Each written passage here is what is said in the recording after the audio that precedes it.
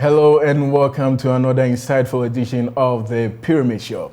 Unquestionably, there are a lot of challenges and battles being associated with land registration in Ghana. However, this is the most crucial step in acquiring land as a property. Although over the past years we've seen the Land Commission make improvement to ease the land registration process, yet the modern land registration system is believed to be cumbersome and expensive. Many also lament the long period of the registration process and the many queries they receive. What could be the cause of these delays in the queries? Is it the missing of some important features or information in your instrument, in other words, your indenture? We have all the answers here on the Pyramid Show. For the purposes of the show, I would also advise that if you've ever purchased the property, then please do your best to go for your indenture. I have mine here in the studio. When we return from the break, we shall be giving you the detailed and important information that are in there. We take a break. The show returns shortly. Welcome back. My name is Emmanuel Owusu-Ansah and you're live on Joy News Television. Today, we pay attention to the features in the instruments that we have, that is the indentures, and also the processes that we go through at the Land Commission to get our land registered. And I'm doing this with none other than Mr. Wintima Anaba, a property consultant and also the managing director for Rebus Limited here in Accra. Mr. Anaba, thank you so much for making time to be part of the show today. Now, from last week, you've made us, from the previous week, about a couple of weeks ago, you've made us understand what it takes to, acquire land, that is with the due diligence and also with the consideration, that's the money, and the instruments that come with it, that's the indenture. You gave us the types of instrument, in other words, the type of indenture. That was the lease, the assignment, sublease, we spoke about gift, then the conveyance. The other question I'm asking from today is this. The important information within these indentures that we are given, that we need to understand. Are they even important in the first place? They are very important. First of all, thank you for having me. And before I try to answer your question, there is an add-up I want to do on our previous discussion we had concerning lease. And I think the discussion we were talking about who can grant a lease. And if you look at it, the allodial title owner can grant a lease, the use of right can grant a lease, someone who has a freehold can grant a lease. So I just wanted to add up to that. Okay. So in answering your question, when we talk about indenture, the law requires that an indenture should be prepared. That is the general rule. In dealing with land, you should have a deed of assignment or gift or conveyance or whatever. But there is no requirement.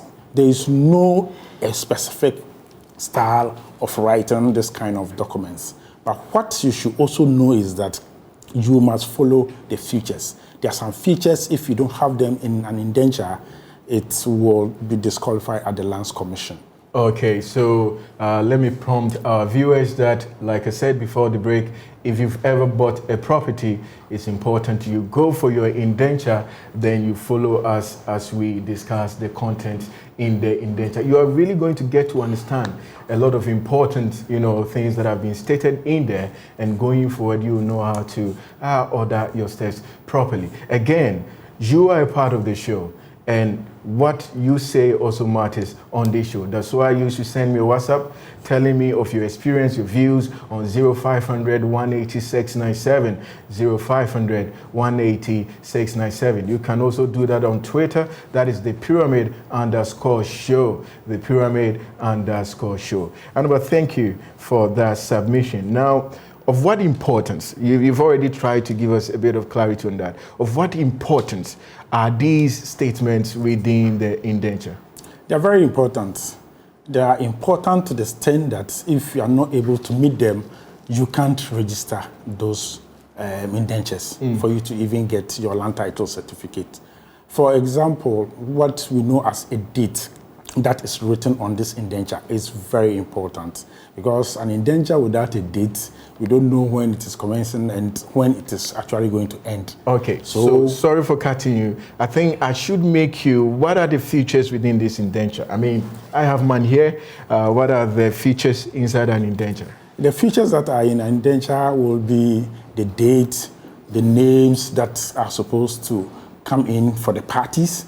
We should have the schedule, we should have the recitals, we should have the auto-proof page, we should have a site plan in it, we should have the schedule, I think I've spoken about that, and we should have it stamped at the court. That is the auto-proof. So all these things are things that you must insist that they are in there. The covenants, they must be in there. And if they are not in, definitely it will not fly. So let's start with the date. Okay. So as I said, the date is very important, because without a date, how do we know when it is commencing and when it is going to end? So you should always ensure that the date or the right date is put in there. You always find the date as the first two sentences. You find it there. And it's very important. You should also make sure when it is starting, because if you're not careful, you'll be dealing with somebody who is trying to put a date on your document and they are backdating it for like 10 years. So that means you have already lost 10 years out of whatever is going to be given to you. So if today I'm getting a document and the document is saying that, okay, the date written on it is, let's say, 1992, and it will be expiring maybe, let's say, 2040. That means I have already spent a lot out, which actually that time I did not own that property. And a lot of people do that, and I don't know why they do that. So date is very, very important. The other thing that I would say is important is the name. I think we discussed the name about 2 weeks ago. And the names, you must also ensure that they are written to match your ID card, so that anytime it is called on, you have a match. One thing that I did not talk about was a company. In case you are using a company to register the document, you must ensure that the name that is on your document matches with what Registrar General has given to you, because there must be a match. You can't go and prepare a document, put in Grabest Limited, and when you are asked to provide your certificates, it is Grabest Consulting Limited. Definitely, Lands Commission will reject it, because in the process of applying for a certificate, the Lands Commission will require you to provide documents that indicates that you have registered that company with the Registrar General. So that's also one thing that we should look out for. And one other thing is that when you have multiple people registering a land, so let's say you have a father who is granting a property to the children, and let's say they are 10. The space there is not that much, but I always say they should try as much as possible to put every name there. But others will just mention 3 names and say, and others. Who are the others? So with legal instruments, we can't just write others. You must ensure that all those names appear on the document, so that anybody who picks it knows who those people are. So that is one of the things when we come to the names. Yes. So when we talk about the next level, we'll be talking about the history. The history, When you say history, you mentioned schedule, recital. Which of these are you? Everything there is recitals. Okay. Everything that is recited there in the documents are recitals. But when we say history, I'm just making it so simple for everybody to understand. It indicates that the transitions. So let's say, for instance, I am an allodial title holder. I grant you a lease. You also grant Audrey an assignment. Audrey's assignment must recite my interest. My earlier interest must also recite your interest before hers, because if those things are not recited in the documents, then the Lands Commission at a point will require her to do the rightful thing. You cannot present a document whilst it doesn't talk about all the previous transactions on that particular property. So the recital you mentioned in lay terms means history? Yes. Okay. Yes. Okay. Yes. Yes. Okay. Yes. Okay. And he speaks about, I mean, the transactions that have gone on from probably you to me, and I also gave it out to Audrey, Audrey giving it out to another person. It clearly tells us the path. Sure. It does that. Okay. It does that. And it's very, very, very important. We are going to one of the most interesting ones, which is the covenants. Looking at the covenants, most of the issues that come to our office is always surrounded around the covenants. Okay. Because most of the people who are granted these leases, sub-leases, or assignments don't even take time to read the documents. Okay. And because they don't read the documents, there are a lot of things that are recited at the covenant stage. Okay. And if you don't understand them, they might catch up with you. Okay, so let's catch up with our viewers. So if you have your indenture, like I have mine, you would want to flip the page and find the covenant page. And as we do the discussion, if you are seeing anything that you think is not proper in your case, just remember to WhatsApp us. Mr. Anaba is here. He's going to respond to that. The WhatsApp number is 0500 180 697, 0500 180 697. Also on Twitter, the pyramid_show, the pyramid_show. So, I mean, pick your indenture, follow us wherever you see anything otherwise mentioned by Mr. Anaba. Remember to also get back to us. So, Mr. Anaba, go on with the covenants. Well, this covenants is more of a contract between you and the other party. So these contracts are very, very, very important. For instance, others will state in their covenants that you will pay a yearly dues or grant rent of this amount. So that amount should be paid yearly to the appropriate authority. You must ensure that it's paid. And if you don't read that section, you will not even know that you are supposed to be making any payments, which is the ground rent. Okay. And the other ones too that you can look at is nuisance.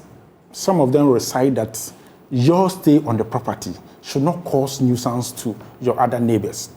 Nuisance can be burning of rubbish, making your place to grow with weeds and reptiles. They are all form of nuisance. And if those things are done, your grantor is able to re-enter and take possession of the land. Wow, that's interesting. Yes. And some of them will even go ahead to state that if you don't develop the property within a certain period, they will re-enter because they want the whole place to be developed. Is that lawful? Yes, it's reasonable. And everything that is reasonable makes the law. So failure to perform or do any activity on a property, assuming it's stated 2 years, and you forfeit that, can your grantor, take it back? Yes, the grantor will take it back. But remember that whatever you paid for should be paid back to you. Okay. Or another land will be granted to you.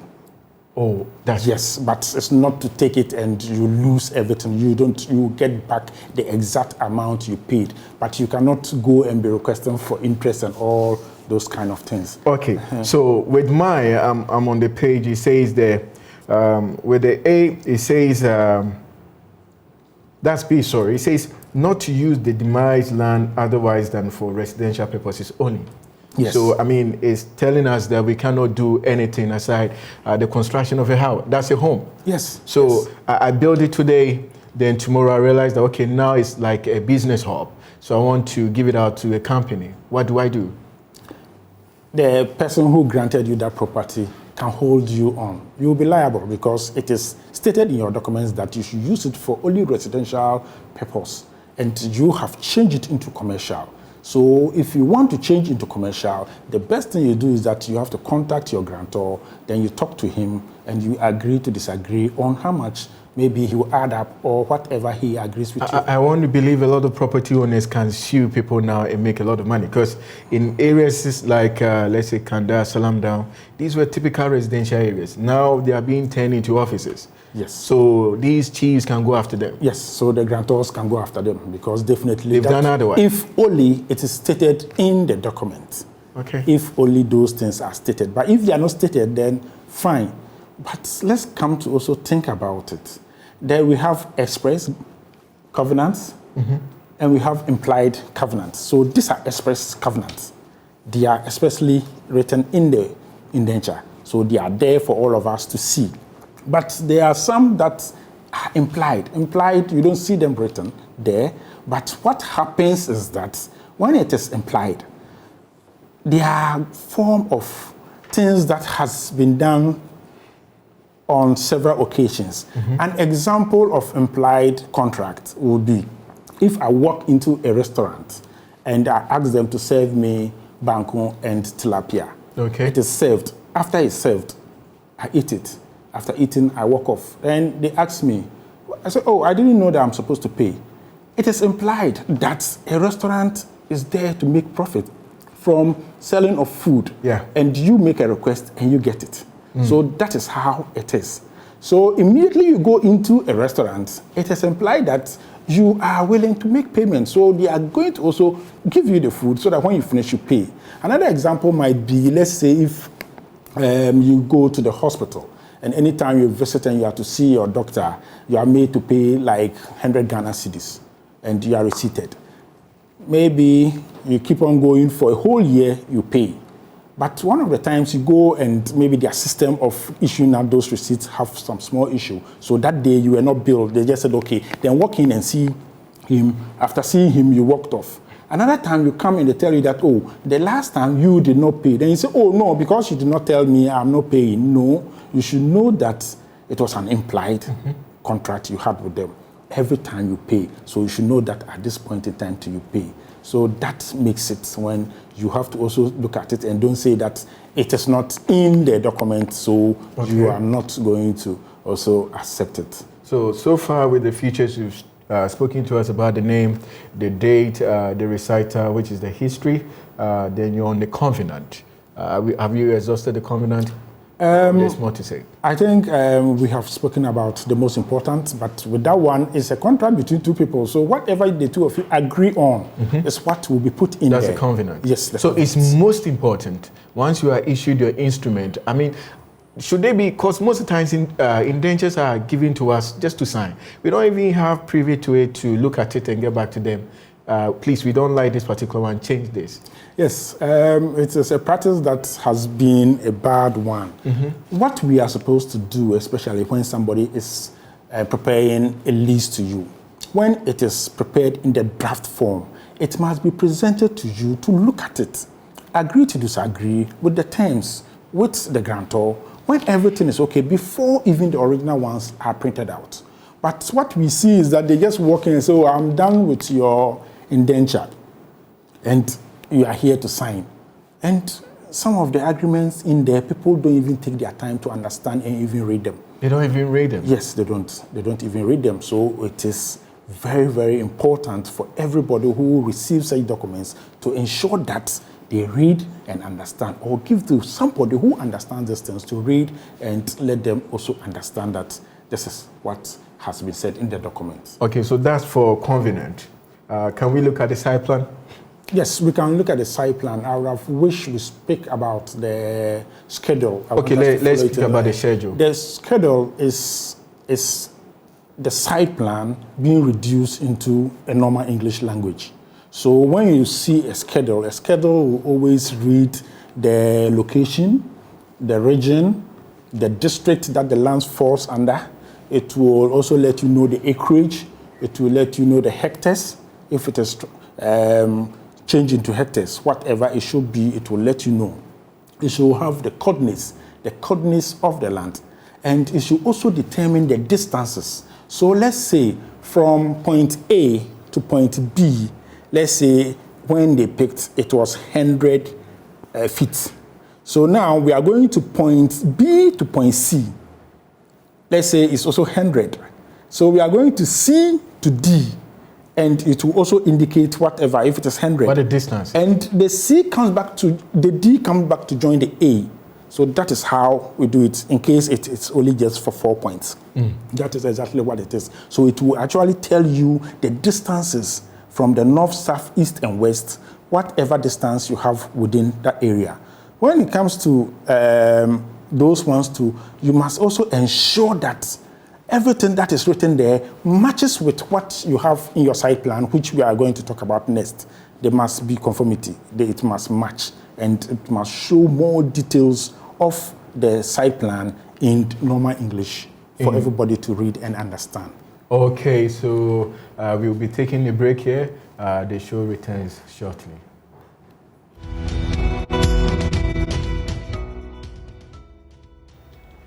All right, Audrey Dushe-Kafui is here with the interactive segment. Thank you, Manuel. So today on our interactive segment, we're going to solicit for the comments of people who have experienced instances where they had to register their land. So you can keep sending in your comments to Twitter at @pyramid_show. And on WhatsApp, the number is 0500180697. So our first comment is coming from Rose. And she's saying, I want to know when you buy a plot of land, what documents do they have to prepare for you? Because I bought a plot of land, a half plot of land. The landowners told me unless the remaining half someone buys before they can prepare documents for me. Meanwhile, I have paid in full. Please help me. We're so sorry about that. Mr. Anamba will address that. So next one is coming from Nene Gaddafi from Krobo, and he is asking, please, between the two parties, vendor and purchaser, who hold the capacity to issue an indenture, and also after one realizes that his or her indenture is not authentic, what's the right channel or institutions that will help out? Oyibo Boateng from Kumasi, does indenture expire? If yes, what is the duration of expiration? Good afternoon. Please, how much will it take a person to register one plot of land? And how long will it take to finish registering a plot of land? That's coming from Stephen from Ho. Please, my cadastral plan has been done, and I am told I have to wait for the publication. Please, at what stage do I get the land title? And how long do I have to wait? Godwin from Chantine. My questions are, do we buy or sell? If I lease a land to Amma for 70 years, in her 50th year, Amma decides to lease it to Kojo for another 70 years. When does Kojo's year begin? Can I have possession over my land from Kojo when the original 70 years contract between myself and Amma expires? What happens if, for instance, a lessee had overlooked very unfriendly or injurious terms in the covenant and goes ahead to execute the same deed, only to be told at the time of recognizing the defect his grantor has passed on? What steps can he or she take to remedy the situation? Let's say a presumed 99 years lease turns out to be a 65-year lease. That's coming from Kofi to 2. So you can keep sending in your comments to us on Twitter at @pyramid_show, and on WhatsApp, the number is 0500180697. Please, how long does it take to get your land registered in Accra? With all documents accurate? Also, is it true that you need a mother copy of your site plan before you can register your land? So that would be all for the interactive segment. You can keep sending in your comments. And then please wait for your questions to be addressed. Emmanuel. Yes, of course, their questions are going to be addressed here on the Pyramid Show. Thank you so much, Audrey Dushe-Kafui. We're having you same time next week. Mr. Anaba, let's take the first one. That is from Rose. And Rose says she's bought a land and she wants to know the documents to be given to her. I think we did that last week. And when you purchase land, you are required to get this document, which we all call indenture. This indenture must come from your grantor, and it depends on the kind of interest your grantor holds will also indicate what he is giving to you. As we said, if it's a lease, he might be also transferring to you a sublease or an assignment. So we don't know the exact document that the grantor holds, so we are unable to point at one of them, but he should ensure that he gets an indenture. Okay, so Rose, after the show, you can send us a WhatsApp on the same number. We'll have time to attend to you. Now, Nene Gaddafi, and his confusion is that he's saying the vendor and the buyer, who is supposed to issue the indenture? It is always the vendor. It's always the vendor. Yes. But we hear stories where they tell you, okay, go draft it, bring it, and... Yes. Those general rules, they are exception. Let's say there are times that even the grantor will tell you that go and prepare the document and he will sign. And it's to your advantage. So what do? You also take that advantage and also go and do it and give it back to him to sign. But in proper sense, I'm giving my property to you.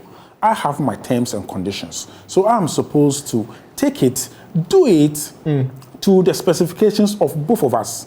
It must meet our interest. Okay. I send you a draft copy. You look at it. If you are okay with it, then we go ahead with it. Okay, great. Now, let me add this one to what Nene Gaddafi said. Do you pay special fees for preparation of these instrument indenture? Because at times, though, after paying for the land, then they tell you, okay, you have to give us extra for this to be done. Definitely, it's a document, and if they are giving it to a lawyer to prepare it, definitely the lawyer will make charges. If it's a consultant who is doing it, definitely there will be charges. Even if the chiefs find a way of they doing their own indentures, definitely there is a fee for you to pay. But there is no specific amount that someone can say you are supposed to pay this. Okay, now Oyibo from Kumasi is saying indentures, do they expire? Indentures, in a way, will expire when the duration given to you has expired. So I give you a lease of 99 years. After the 99 years, it has expired, but you can renew it. So for Stephen from Ho, he wanted to know the registration process, but we'll be touching on that shortly, so we will jump that one. So from Chantan, that was Godwin, and Godwin was talking about, the nuisance you mentioned, and even the leasee going ahead to release the parcel of land to another person without the consent. I think those ones you would want to brush on. Yes, and the first question, Mary, she said that she had paid and the document had not been given to her. Which we keep on saying that, how do you make payment for something that you have not received, the document that is setting the terms and conditions for it? You are buying a property from me, and you have already finished paying before I even prepare the terms and conditions for you to sign. So if it doesn't favor you, what do? I've already taken the money. So I always want to plead with people who want to purchase property to know that before you make payment, you should have seen your document. You should have seen the terms and conditions, especially the covenants. You should read them and say, yes, it's something that I'm supposed to go through. For instance, as we said, it's sometimes spelled out that within 2 years, you are supposed to develop the property or they re-enter. And you knowing that you don't have the money to do that within 2 years, then you have to negotiate. You have to tell them, look, can you do it 5 years for me? Can you even take it to 7 years for me? Okay. You can negotiate. It's negotiations, so you can do that. But for you to just take the document, go and put it down, in 2 years' time, when they come to re-enter, you have no much to say. So you were on schedule. We've spoken about schedule. You want to look at site plan quickly, oath of proof. Then we move on to... Okay, so let's go to the site plan. Site plans are very technical. And it is the surveyors who deal with the site plan. But basically, what is a site plan? A site plan is a document that has coordinates, name, location, region, the districts, and it is signed by the Lands surveyor who did the work and the regional Lands surveyor when it is a barcode. Now, it is required that everybody is to prepare a barcode. If you don't prepare a barcode, you can't submit it for registration. It will be rejected because it's a requirement. And when you see any site plan, it will indicate the distances, how far is from left to right, from point 1 to point 2, from A to B. It will spell it out. From the north, south, east, and west, it will also indicate, so you know which part of your land faces the north, the south, and the east. It all indicates that. And if it is a barcoded site plan, when you turn it upside down, you realize that on the top corners, there is this code that is printed there. Those codes are very important. They contain the information on your property and all the information you provided for them to be able to do the barcode for you. So a site plan is one of the most important documents when it comes to an indenture. Okay. If you hold an indenture which has no site plan, it's no indenture at all, because what is it describing? what is it talking about? Because the other ones are words. We want to see the exact location that that property is. So if there's an issue, we should be able to trace it. It is very unfortunate that most people will go to the site with people who are not qualified to go and pick these coordinates. And when the site plan is done, even the location where they pick the site, it's not the name they put on it. Okay. And it's disturbing. They have to always ensure that where you went to, the area name should be what should be on the location. Before you move on to the oath of proof, let me ask this question. Stories that we hear of people, especially people in the diaspora, and they return, and the place is so developed, and they just cannot find where they bought their land. Is there a way you get to work that out? Yes, we provide that service. But anybody who is looking for that service must ensure that he has a site plan to the property, because the coordinates and everything are on the site plan. So when we key in those coordinates on a gadget, which we call handheld GPS machine, when you have it and you key it in there, it should take you exactly to the land and even show you all the 4 points of the land. So it is very, very, very important that the person comes along with a site plan, and wherever the land is, we'll be able to locate it. Okay, now let's zoom to the discussion, land registration. Land registration. I mean, it's quite a lot for us to talk about, and I don't know if our time will help us, but let me start with it. The registration process is done whereby I will always say in 2 sections. There is one that you present the documents to the CS, the Lands Commission, for them to enable them do what we call the stamp duty. Stamp duty is very, very, very important. Without stamp duty, your document is not legal binding. You are unable to use it even in the court. You can't even present it as an evidence in the court. So when we say it is making it legal binding, it is the stamp duty that it's put on it. The stamp duty is a form of tax that you pay to GRA, to government, for them to put that stamp on your document.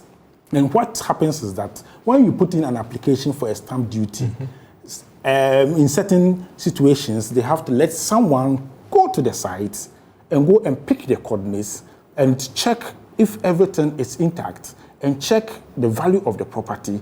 And with that information, they do what we call a valuation report. That valuation report will indicate a percentage that you should pay on your stamp duty.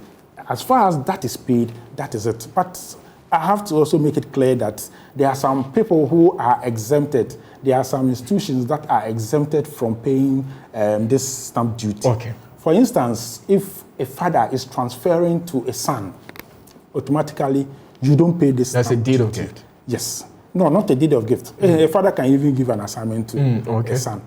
So it's also exempted.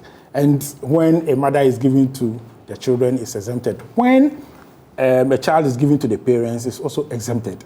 You don't pay. Though most of the time, the mission that are in the country, like American Embassy, like most of the embassies around, they don't pay those kind of stamp duties. And like transferring a company shares from one person to the other, you are not required to pay on those instruments. So that is what is basically. But before you spoke about the stamp duty, what are the documents that we have to present at the Land Commission? And again, is it the Land Commission, are they the only institution mandated to register lands in Ghana, or the other institutions who can do that? Yes, it is only the Lands Commission. The section that will always do that is the Valuation Board. The Valuation Board will be in charge of the stamp duty. They will have to assess it and be able to grant you that stamp duty. So apart from them, no one has. So the documents to present at the stand? It's just the indenture. It's the same indenture, just the indenture we have spoken about. It's that indenture that you will present, and those stamps are going to be endorsed on it. Okay. And that makes it legal binding.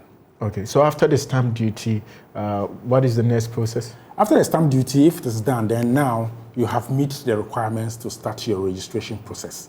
Then you will now submit it at the Lands Commission for it to be registered. That is where you are given what they used to call the yellow card. As far as you present, these days it doesn't come even in a yellow form. It is just a white sheet. and that indicates your name, the kind of application you are requesting from the Lands Commission. It comes with the date, it comes to the type of instrument you want, and all those things. So it is very, very important that you ensure that when you are presenting it, it also meets all the standards. That is where, if you don't meet the standards, your document will be rejected. And if you have any other document which was given to you by your grantor's documents that he had with the other parties, it is very important you also add it. If you don't add it, at a point in time, Lands Commission will request for it. So why not just add it to it so that it makes everything simple? Okay. So, but how long, Stephen from Hope wanted to know how long it takes for the registration process to be done. That is a very, very difficult question to answer. I say that because it varies from document to document. There are some documents you even see from the face value, you say, oh, this one will go through so smooth, and there will be issues, you have to solve them. Because when the issues comes up, you have to find ways of solving them. There can be small mistakes that you don't even see in the indenture, which the Lands Commission will prompt you, and you have to even now pick the document, go and work on it again, and come and resubmit. There are a lot of things. So it will be very difficult for me to tell you that it's within this and that. The Lands Commission is in the process of trying to reduce the time frame that we use in registering this document. But the problem is that we are still waiting. Okay. So the problem is that we are still waiting, but we are also waiting for your call. You can call to be part of the show now. The number on your screen, call and also have your say. So, Annaba, you wouldn't want to tell us some of the things that we do improper that makes our land registration process delay? I have already mentioned them. When your names are not put in the right way, when it's a company and the name that you are putting on the document does not match with what you have received from the Registrar General, this is also another issue. When you are supposed to list all the people who are supposed to benefit from that transfer, you don't list their name. At a point in time, Lands Commission will require you to do the proper thing. Okay. When the reciters, it's not recited well, you don't mention your head leads, you don't mention all of them, it means that definitely at a point you are going to have issues. When you are in the registration process and they find out that when the Lands Commission went to the site to pick the coordinates, it is quite different from what you have presented to them. All these things are issues that if they are not done well, they can come back to. So let me talk to Justice. Hello, Justice. Hello, Justice. Good evening. Good afternoon. Afternoon, right? Yes, good evening. Go on, Justice, talk to us. Okay, I bought a land from estate developers, and they give me a document which is not complete. So I want to ask, in future, what will be the consequences?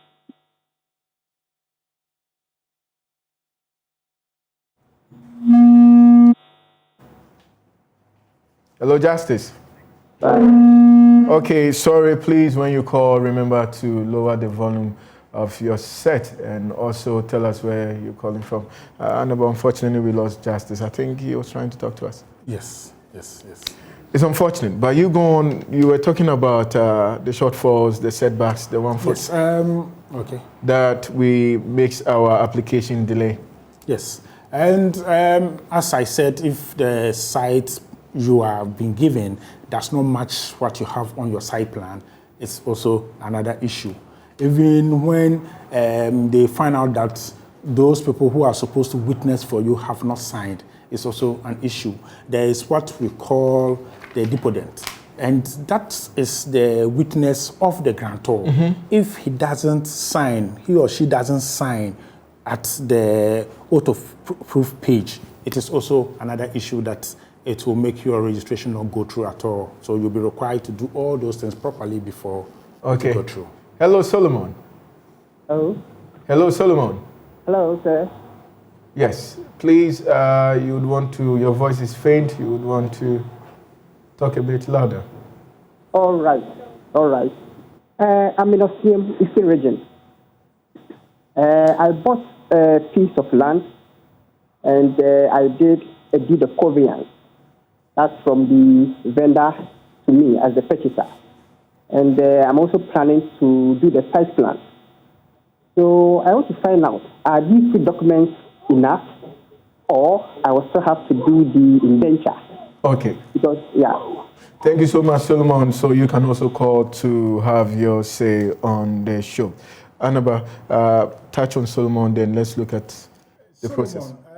You understand that conveyance is an indenture. Last week we spoke about that an indenture is a generic word. So we have the conveyance, we have a gift, we have all those kind of instruments. So whatever has been granted to you is enough. As far as you have the conveyance that contains the site plan, you are good to go. You are good to go for registration. But remember that because you are within the Eastern region, you will not be doing a land title registration, but you'll be doing a deed registration. Okay, now that brings us back to where you left off. You were talking about the stamp duty. From there, you begin your journey with the land registration. Please continue from there. So you present your documents, they'll look at it. If everything is okay, you'll be granted to go and they'll work on it. Okay, let me pick Edmond. Hello, Edmond. Hello, Edmond. Hello. Yes, sir. Please talk to us. Okay. Mine is a contribution. I'm in the field already. Yeah. Please. I would like you to. I want you to distinguish between people have been misquoting themselves in the program between a plot and a land. If you can differentiate between A plot. land and a plot for us. Okay. Some are taking a plot to be a land and then a land to be a plot. Okay. Thank you so Your much. program is very interesting and very educative. Okay, we will respond to that. Thank you so much. Annaba, please finish. Then you come to explain to us the difference between a plot and a land. Let me just deal with the plot and Okay. the land. Basically, when we talk about a land, so if you want to look at legally what a land is the surface with everything that is attached to it. Even if you have pawpaw tree on your land, legally it is seen as part of the land.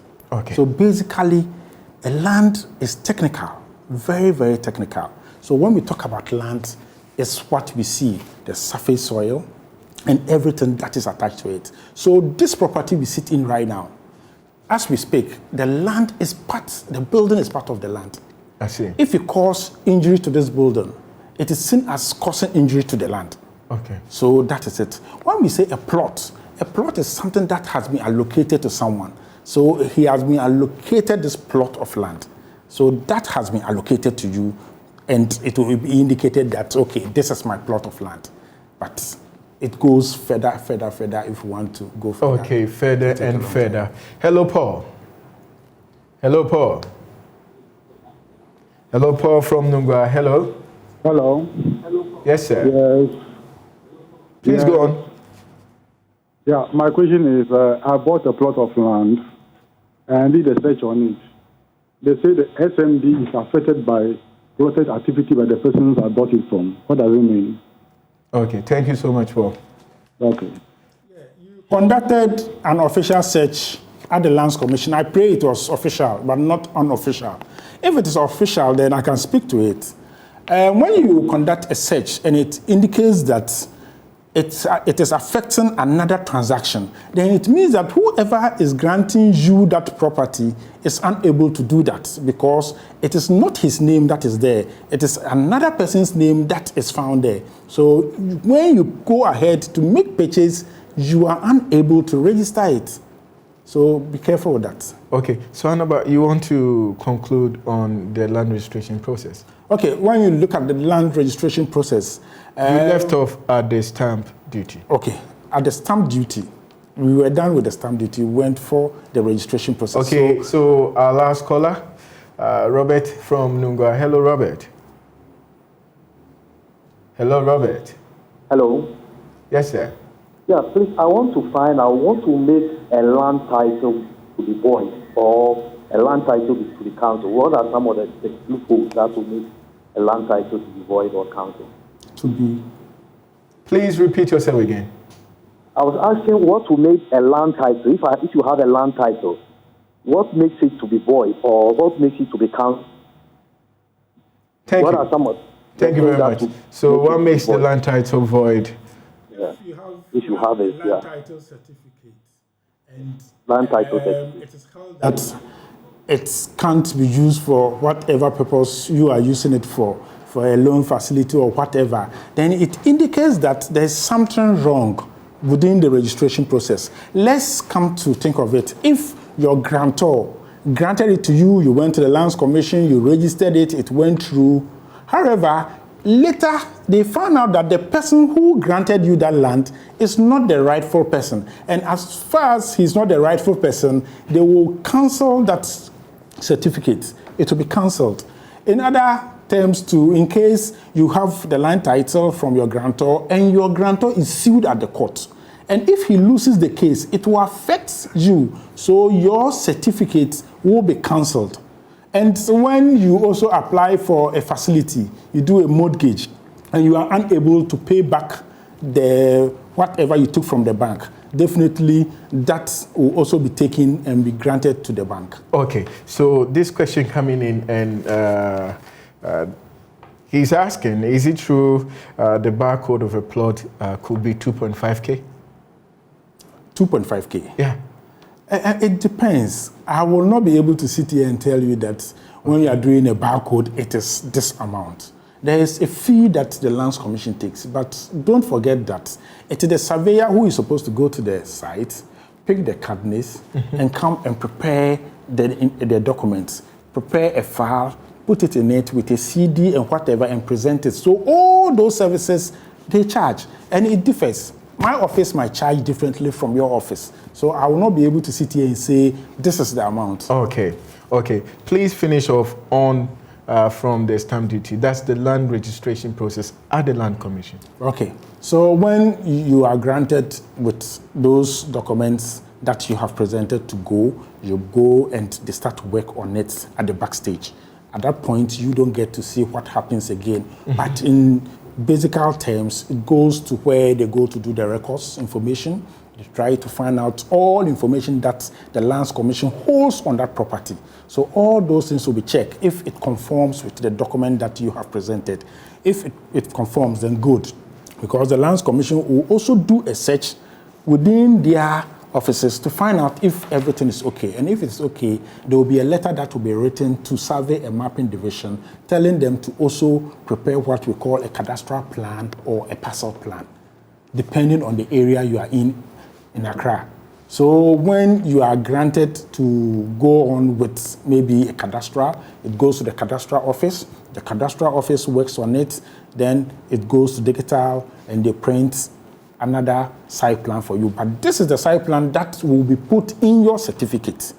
It will be in your certificate at the final end. So that document is also taken back to the registry, the land title registry, for them to also work on it. So when they work on it and they are satisfied, at that point it goes through all the legalities and all that. The legal personnel there will do all those things. And if it is okay, then they grant you a certificate. That is for Accra, Tema, and Kumasi. But when we come to places like Eastern Region, Western Region, and other places, it's quite different. It's quite different. On those areas, you are unable to get a certificate. What you get is called a deed registration. So when you apply for them to register the property, they give you what is called a deed registration. A deed registration is the same indenture that you present to them. It is the same indenture that they put those special stamps to indicate that you have gone through all the right processes and you have been granted that right to have it. Okay. My last question would be, what indicates that somebody is a landowner? 30 seconds. What indicates someone is a landowner is the facts, the evidence. Not the land title or the deed of registration? No, that's not enough. That is what everybody thinks. But if you look at it, the person who all evidence points that he is the owner, because you can have title. If I have proof or I have evidence that it's mine, I can go to court and the court will grant it to me. Okay, so your final words before you take leave of us. I think, as I always say, one of the most important things that must be done is that before you make payment for the property, for the land, ensure that you have received all the necessary documents. Okay, thank you so much, Mr. Wentima Anabe, property consultant and the managing director for Rebus Limited. A very big thank you, the audience out there, so also staying with us. We'll be coming your way same time next week. Have a fruitful week.